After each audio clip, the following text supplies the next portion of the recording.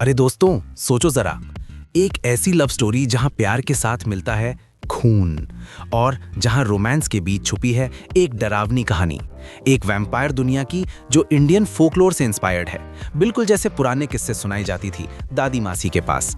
हाँ भाई, ये वही मूवी है जिसका टीजर देख के सबने सोचा था ये ट्वाइलाइट का देसी वर्जन बनेगा क्या।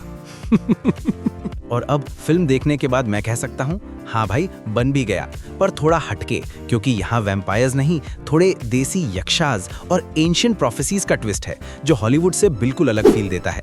मूवी लोक इंट्रो। नमस्कार दोस्तों, मैं हूँ रिंकू और आप देख रहे हो मूवी लोक, जहाँ मिलती है सिनेमा की असली दुनिया से मुलाकात। रिव्यूज, ब्रेकडाउन्स, कंट्रोवर्सीज या हो हाइप, हर फिल्म का राज यहीं खुलेगा, क्योंकि ये है मूवी लोक। आज हम बात करेंगे एक ऐसी फिल्म की जो दिवाली के त्योहार पे रिलीज हुई है और बॉक्स ऑफिस पे पहले ही दिन 20-30 करोड़ का ओपनिंग प्रिडिक्ट कर रही है। तो चलिए शुरू करते हैं इस वैम्पायर रोमांटिक थ्रिलर की गहराई में उतरना। Main review, story plus setup. तो दोस्तों, आज हम बात कर रहे हैं थामा की, जो MHCU की लेटेस्ट एंट्री है और 5th इंस्टॉलमेंट है इस सक्सेसफुल फ्रेंचाइज की, जिसमें स्त्री, भेड़िया, मुंजिया और स्त्री 2 जैसे हिट शामिल हैं। ट्रेलर और टीजर ने हमें प्रॉमिस किया था एक वैम्पायर लव स्टोरी, और सच कहूं तो वही मिला भी, लेकिन थोड़ा इंडियन ट्विस्ट के साथ, जहां वैम्पायर्स को यक्षास बोला गया है और उनकी पावर्स एंशिएंट इंडियन प्रोफेसीज से जुड़ी हुई हैं। स्टोरी सिंपल है।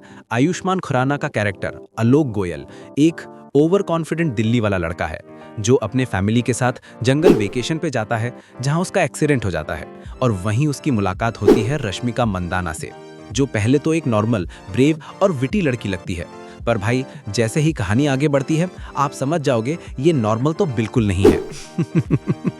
वो तड़ाका है, एक मिस्टिकल वैम्पायर क्वीन जैसी फिगर जो फॉरबिडन लव की दुनिया में फंस जाती है। फिर शुरू होती है एक वैम्पायर और इंसान के बीच थोड़ी सी लव स्टोरी, थोड़ा सा फैमिली ड्रामा, क्योंकि आलोक के बाप परेश रवल का रोल है ना, और थोड़ा सा हॉरर जैसा दिखने वाला हॉरर। बीच में स्पेस हो गया है कहीं पे यहाँ पे बोलने में। पहला हाफ थोड़ा रस्ट लगता है, प्रिडिक्टेबल मोमेंट्स हैं जैसे एक्सीडेंट सीन और इनिशियल रोमांस, लेकिन सेकंड हाफ में ट्विस्ट्स आते हैं जो आपको हुक्ड रखेंगे, जैसे सुपरनैचुरल फोर्सेस और प्रोफेसीज का बैटल, जो बिल्कुल एक इमोशनल रोलर कोस्टर बन जाता है। ओवरऑल प्लॉट नॉवल है हिंदी सिनेमा के लिए और फोकलोर से इंस्पायर्ड होने की वजह से फ्रेश लगता है, लेकिन कुछ जगह बोरिंग भी पड़ जाता है जब यूनिवर्स बिल्डिंग पे ज्यादा फोकस होता है लव स्टोरी के बजाय। Direction plus tone. फिल्म को डायरेक्ट किया है आदित्य सरपोटार ने, जिन्हें आप मुंजिया के लिए जानते होंगे, और वो भी एक हॉरर कॉमेडी थी जो यूनिवर्स को एक्सपैंड करती थी। और हाँ, उसी मुंजिया वाली वाइब यहाँ भी मिलती है, लेकिन इस बार थोड़ा ज्यादा डार्क और मिस्टिकल, क्योंकि दिवाली रिलीज होने के बावजूद ये स्पूकी फील देता है। पूरा टोन ब्लू और ग्रीन में रखा गया है, एक डार्क मिस्टिकल फील देने के लिए, जो वैम्पायर थीम के साथ काफी सही लगता है। और कैमरा वर्क में जंगल के डेंस शॉट्स और नाइट सीक्वेंसेस को हॉन्टिंग बनाता है। हॉरर बोलने से पहले एक बात बता दूं भाई, यहाँ हॉरर का मतलब है 2-3 जंप स्केयर और 1-2 फनी स्क्रीम, प्लस कुछ देसी फोकलोर बेस्ड चिल्स जैसे एंशिएंट कर्सेस और शेप शिफ्टिंग। ज्यादा मत एक्सपेक्ट करना, बस हल्का सा गूज़बम्प मिलेगा, वो भी अगर हॉल का एसी थोड़ा ज्यादा चल रहा हो तो। डायरेक्शन में आदित्य ने बैलेंस बनाया है हॉरर और कॉमेडी का, लेकिन फर्स्ट हाफ में पेस थोड़ा स्लो है जो सेकंड एक्ट में पिकअप करता है। Comedy plus MHCU connection. अब आते हैं कॉमेडी पर, क्योंकि ये MHCU हॉरर कॉमेडी यूनिवर्स है भाई, तो जोक्स तो मिलेंगे ही, और ये फिल्म यूनिवर्स को आगे बढ़ाती है बाय इंट्रोड्यूसिंग वैम्पायर लोर ऑफिशियली।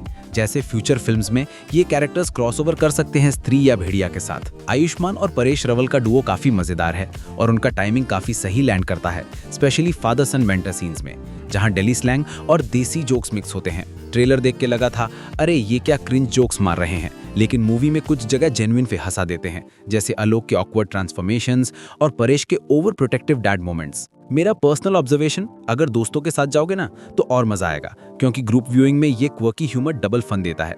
वैसे भी थिएटर में कुछ लोग तो छोटी बात पर भी जोर से हंस रहे थे। तो सबका ह्यूमर मीटर अलग होता है।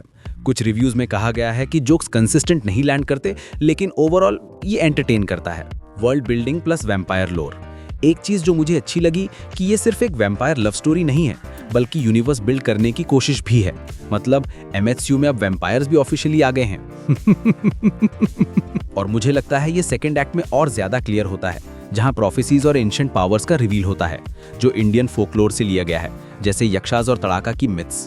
हॉलीवुड के वैम्पायर रूल्स यहाँ थोड़े चेंज किए गए हैं, जैसे गार्लिक नहीं बल्कि देसी हर्ब्स और मंत्रा से वीकनेस, और डे लाइट में भी थोड़ा सर्वाइव कर सकते हैं। यहाँ ज़्यादा फोकस है आयुष्मान के कैरेक्टर पर कि कैसे उसे पावर्स मिलती हैं बाइट के बाद, कैसे वो उन्हें कंट्रोल करना सीखता है और फैमिली टाइज के अगेंस्ट लड़ता है, बिल्कुल एक सुपर हीरो ओरिजिन स्टोरी जैसा। एक तरह से भेड़िया मीट्स ड्रैकुला, लेकिन विद इमोशनल डेप्थ जैसे फॉरबिडन रोमांस और sacrifices.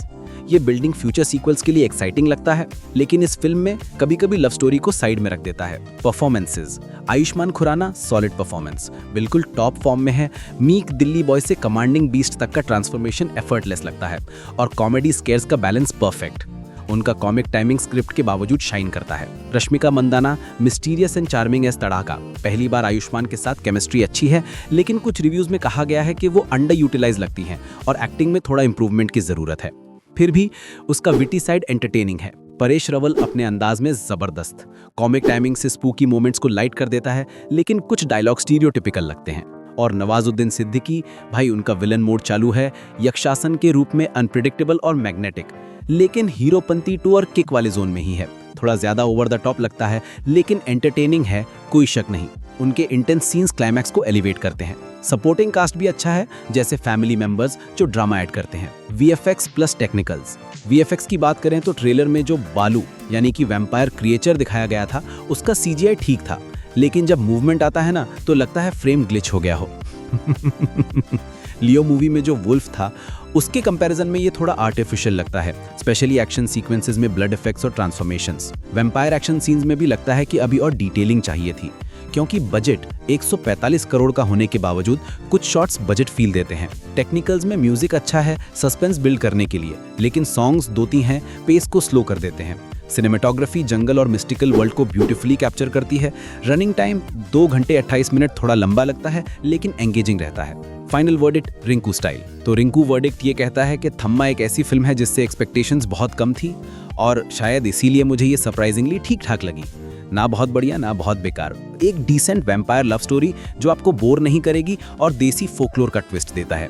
Rinku rating 3.5 out of 5 के बाद के अंदर स्टार्स 3.5, 3 स्टार्स। कॉमेडी और परफॉर्मेंसेस के लिए एक्स्ट्रा हाफ स्टार, वीएफएक्स के लिए -1। अगर एमएचसीयू फैन हो तो 4 भी दे सकते हो। अगर आप एमएचसीयू के फैन हो तो ये मूवी मिस नहीं करनी चाहिए, क्योंकि ये यूनिवर्स को आगे बढ़ाता है और फ्यूचर क्रॉसओवर्स का हिंट देता है। हाँ, रोमांटिक सीन्स में थोड़ा लिप लॉकिंग ज्यादा है, तो फैमिली के साथ देखने से पहले सोच लेना। सॉन्ग्स में से 1-2 निकाल दिए जाते तो पेस और टाइट होती, लेकिन ओवरऑल एक वॉचेबल हॉरर रोमांटिक एंटरटेनर जो फेस्टिव सीजन के लिए परफेक्ट है। बॉक्स ऑफिस पे भी धमाका करेगी। आउटरो मूवी लोग साइन ऑफ। तो दोस्तों, ये था मेरा ऑनेस्ट रिव्यू थामा का, एक वैम्पायर यूनिवर्स की नई शुरुआत मड डॉग स्टाइल में विद देसी ट्विस्ट्स। आपका क्या कहना है? केमिस्ट्री आयुष्मान रश्मिका की कैसी लगी, या नवाज का विलेनरी?